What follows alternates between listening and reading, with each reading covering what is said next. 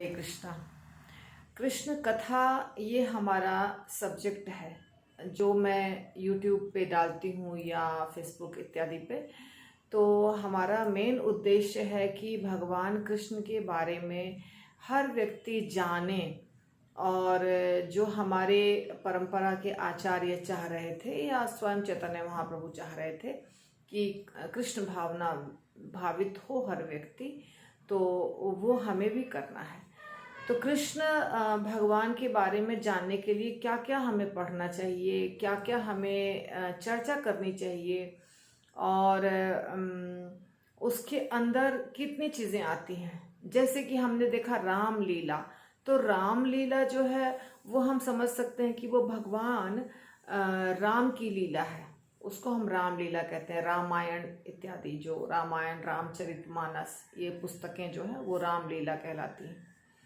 तो कृष्ण लीला के अंदर कितनी चीज़ें आएंगी या कृष्ण कथा के अंदर कितनी चीज़ें आएंगी, ये जानना आवश्यक है। जैसे भगवत गीता एक पुस्तक है, जो पूरी पुस्तक भगवान ने बोला है। उसमें जो श्लोका हैं, जितने श्लोका भगवान उवाच ऐसे लिखे गए हैं, वो सब भगवान ने बोला है। तो कृष्ण की जो वाणी है वो कृष्ण कथा है। कृष्ण ने जो बोला, वाणी यानी कि वो कृष्ण कथा हो गया। तो भगवत गीता एक बुक है जिसको हमें पढ़ना चाहिए यदि हम कृष्ण के बारे में जानना चाहते हैं। कृष्ण के बारे में जानना आवश्यक है।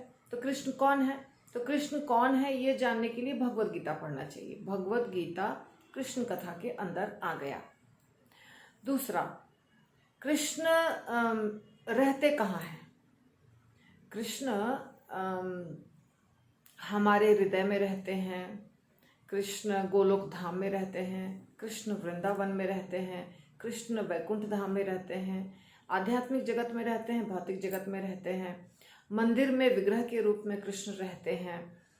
तो कृष्ण कहाँ रहते हैं, ये जिन शास्त्रों के माध्यम से हमें पता चलता है, वो सारे शास्त्र कृष्ण कथा के अंदर आ गए। अर्थात कृष्ण भक्त को उन सारे शास्त्रों का अध्ययन करना चाहिए जो ये बता रहा है कि कृष्ण रहते कहाँ हैं। तो इसमें आपको श्रीमद् भागवतम भी आ जाता है, ब्रह्म संहिता भी आ जाता है, क्योंकि ब्रह्म संहिता में वर्णन है कि भगवान कहाँ रहते हैं। चिंतामणि प्रकर सद्मसु कल्प वृक्ष। तो कृष्ण भगवान का एक बहुत अच्छा वर्णन है एक शास्त्र में, जिसका नाम है गर्ग संहिता। तो गर्ग संहिता भी आप पढ़ सकते हैं, जिसमें बताया गया है कि कृष्ण का धाम कैसा है। बहुत सारी चीज़ें बताई गई हैं उसमें, आप पढ़ सकते हैं, वो एक संहिता है। तो कृष्ण रहते कहाँ हैं। अब कृष्ण है कौन, कौन है कृष्ण, ये जानना, इसके बारे में पूरी दुनिया में बहुत सारी चर्चाएं चलती हैं कि कृष्ण कौन है। कोई कहता है कि कृष्ण आए थे द्वापर युग में और साधारण मनुष्य की ही तरह थे, थोड़ा सा उनके अंदर ज़्यादा शक्ति थी, वो एक योगी थे और मर गए। ये विचार है कुछ लोगों का।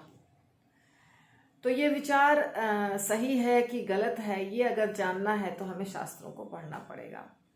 भगवत गीता उसमें प्रमुख है, जिसमें भगवान स्वयं अपने बारे में बता रहे हैं, और उसी में अर्जुन भी श्लोक बोल रहे हैं जिसमें बताते हैं कि कृष्ण है कौन। परम ब्रह्म परम धाम पवित्रम परमम भगवान, ऐसे बहुत सारे श्लोक हैं। तो कृष्ण है कौन। ईशोपनिषद एक श्लोक है जो बताता है कि भगवान, आप अपने शरीर का जो प्रकाश है उसको हटा लीजिए ताकि हम आपके चेहरे को देख सकें। तो कृष्ण है कौन वास्तव में। क्या कृष्ण एक साधारण मनुष्य है, या कृष्ण ब्रह्म ज्योति हैं, जो प्रकाश है जिसको देख करके लोग चकित हो जाते हैं। बड़े बड़े योगी गण, इवन देवता गण नहीं समझ पाते हैं कि कृष्ण है कौन। तो ब्रह्मा जी कंफ्यूज हो गए थे, या बहुत बार शिव जी भ्रमित हो जाते हैं। इंद्र देवता और ब्रह्मा जी, ये दोनों तो बिल्कुल नहीं समझ पाए थे जब कृष्ण लीला कर रहे थे कि कृष्ण है कौन। तो इसलिए इंद्र ने बहुत बारिश की, या ब्रह्मा जी ने बछड़ों को और गोप बालकों को चुरा कर एक कंदरा में रख दिया था। तो कृष्ण है कौन, ये एक प्रश्न उठता है और इस प्रश्न का उत्तर जहाँ से भी मिलता है वो कृष्ण कथा हो गया। उस शास्त्र को हमें पढ़ना चाहिए। श्रीमद् भागवतम प्रमुख शास्त्र है भगवान कृष्ण के बारे में। चैतन्य चरितामृत बहुत इम्पोर्टेंट शास्त्र है जो गौड़ीय वैष्णव के द्वारा यानी कि उनके द्वारा फॉलो किया जाता है। हालांकि कोई भी व्यक्ति इसको पढ़ सकता है। तो चैतन्य महाप्रभु स्वयं कृष्ण थे और ये ब्रह्म मध्व गौड़ीय परंपरा के सारे भक्त मानते हैं। दूसरे भी बहुत सारे भक्त हैं जो कृष्ण के भक्त हैं, जैसे संत मीरा थी, सूरदास जी थे। इन लोगों ने बहुत सारे पद गाए हैं कृष्ण के बारे में, तो उनको भी वो भी कृष्ण कथा के अंदर आ जाएगा। तो कृष्ण कथा के अंदर ये बहुत आवश्यक बात है जानना कि कृष्ण है कौन, वास्तव में वो कौन है। क्या वो विष्णु के स्रोत हैं? क्या वो जितने भी लीला अवतार हुए हैं, मनवंतर अवतार हुए हैं, पुरुषावतार हुए हैं या शक्त्यावेश अवतार हुए हैं, क्या वो उनके स्रोत हैं? तो ये पता करना जिन भी शास्त्रों से हमें पता चलता है, वो सारे शास्त्रों को पढ़ना, गुरु के आदेश के अंदर ये सब कृष्ण कथा के अंदर आ गया। तो ये भी कृष्ण कथा है। इसके बाद अगर हम नज़दीक से देखते हैं भगवान को, तो कृष्ण जो अर्चा विग्रह में हमें दिखाई देते हैं अपने आँखों से, जो मंदिर में मूर्ति होती है कृष्ण की, उनका अगर हम अच्छे से अध्ययन करते हैं, निरीक्षण परीक्षण, तो हम देखेंगे कि कृष्ण भगवान कितने गहने पहनते हैं, कैसे कपड़े पहनते हैं, कैसे बांसुरी बजाते हैं, कैसे मोर पंख लगाते हैं, उनके कैसे केश हैं, उनका कैसा रंग है और वो कैसे खड़े होते हैं त्रिभंग रूप में। तो ये सारा जो उनके विग्रह की जो पूरी संरचना है, ये भी कृष्ण कथा के अंदर आता है। और इसके लिए हमें जानना आवश्यक है कि भगवान क्या पहनते हैं, भगवान क्या खाते हैं, भगवान कैसे दिखते हैं, ये सब सारा वर्णन पूरा उनके बारे में ये हमें विभिन्न प्रकार के शास्त्रों से मिलेगा, जिसमें कि जैसा मैंने आपको नाम बताया वो सारे शास्त्र भी हैं और भी शास्त्र आचार्यों के द्वारा लिखे गए हैं। समय समय पर आचार्यगण बहुत सारे शास्त्र लिखे हैं। तो ये सब कृष्ण कथा है। इसके बाद भगवान कृष्ण से बहुत सारे अवतार निकले हैं, जैसे बलराम जी भी हैं, या चतुर्व्यूह है, संकर्षण, अनिरुद्ध, प्रद्युम्न, वासुदेव। तो ये सारे जो चतुर्व्यूह हैं और बलराम जी हैं या फिर विष्णु हैं, 3 प्रकार के, प्रथम, द्वितीय, तृतीय पुरुष, नारायण, लक्ष्मी हैं। तो ये सारे जो अवतार हैं, इन अवतारों ने जो भी लीलाएं की हैं वो सारी लीलाएं कृष्ण कथा है। जैसे रामचंद्र जी को भी आप कृष्ण कथा समझ सकते हैं, क्योंकि भगवान कृष्ण ने अपने आप को विस्तारित किया। उस विस्तार में एक विस्तार भगवान राम का भी है, ये एक विस्तार नारायण का भी है, लक्ष्मी नारायण का भी है, या मत्स्य है, कुर्म है, वराह है, नरसिंह भगवान है। तो ये सारे अवतार भगवान कृष्ण के हैं। तो ये भी कृष्ण कथा हो गया। तो ये कृष्ण कथा के ही अंदर आता है। अब देखिए, वृंदावन धाम है, जहाँ आप जाते हैं तो आपको बहुत सारे लीला स्थलियाँ मिलती हैं। जैसे आप जानते हैं कुसुम सरोवर है, गोविंद कुंड है, राधा कुंड है, श्याम कुंड है, काम्यवन है, मधुवन है, बहुलावन है, चरण पहाड़ी है बहुत सारे।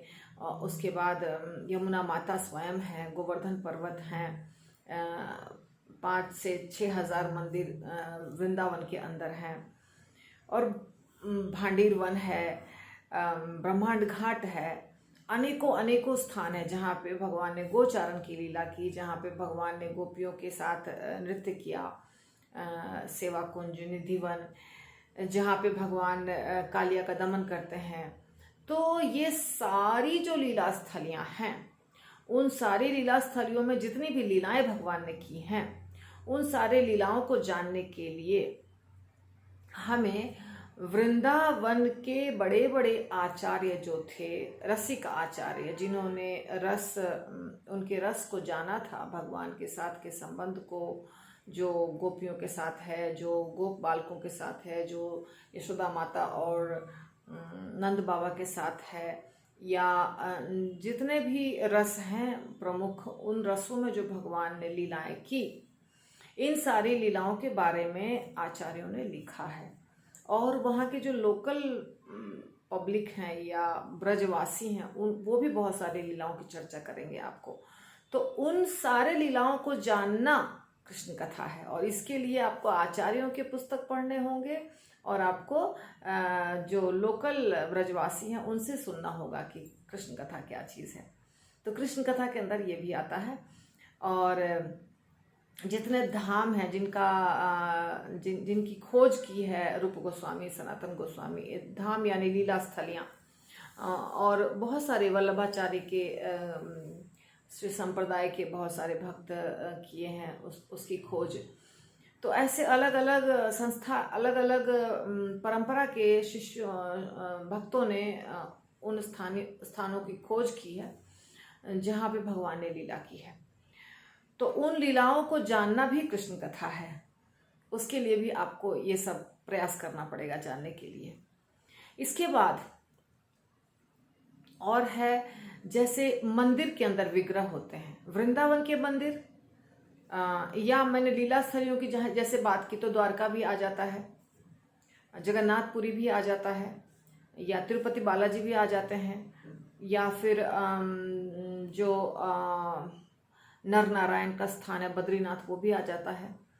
तो ये सारी जो स्थलियाँ हैं जिनको हम धाम कहते हैं, और नवद्वीप मायापुर भी आ जाता है।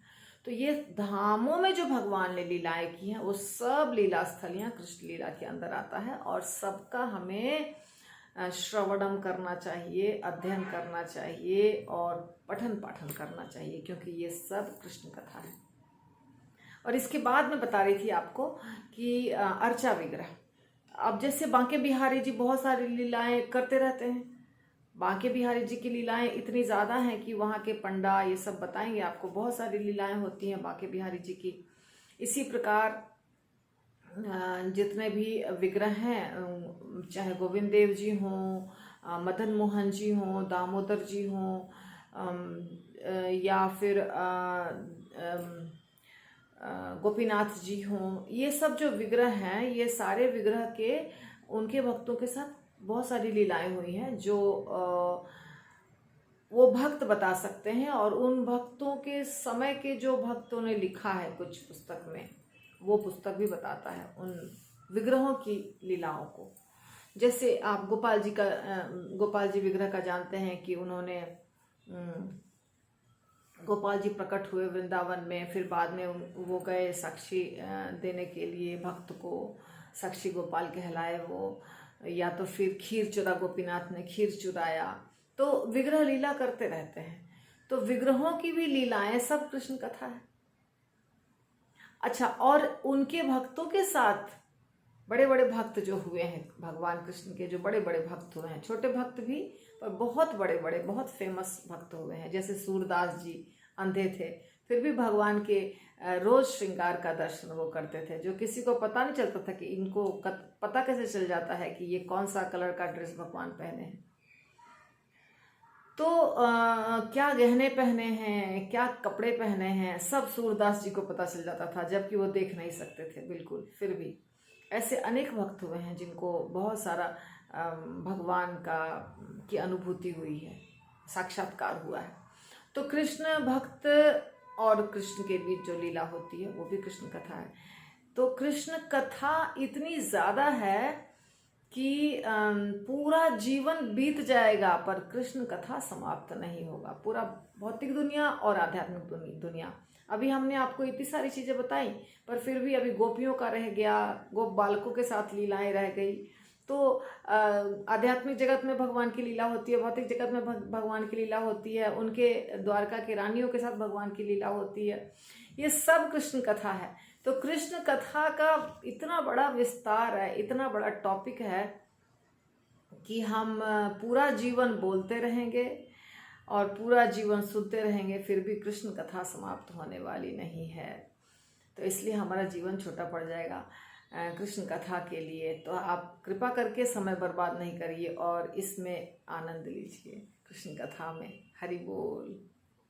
यदि आपको मेरा वीडियो अच्छा लगता हो तो आप प्लीज़ लाइक शेयर सब्सक्राइब कीजिए, ज़रूर अपने सारे दोस्तों को भेजिए। हरि बोल।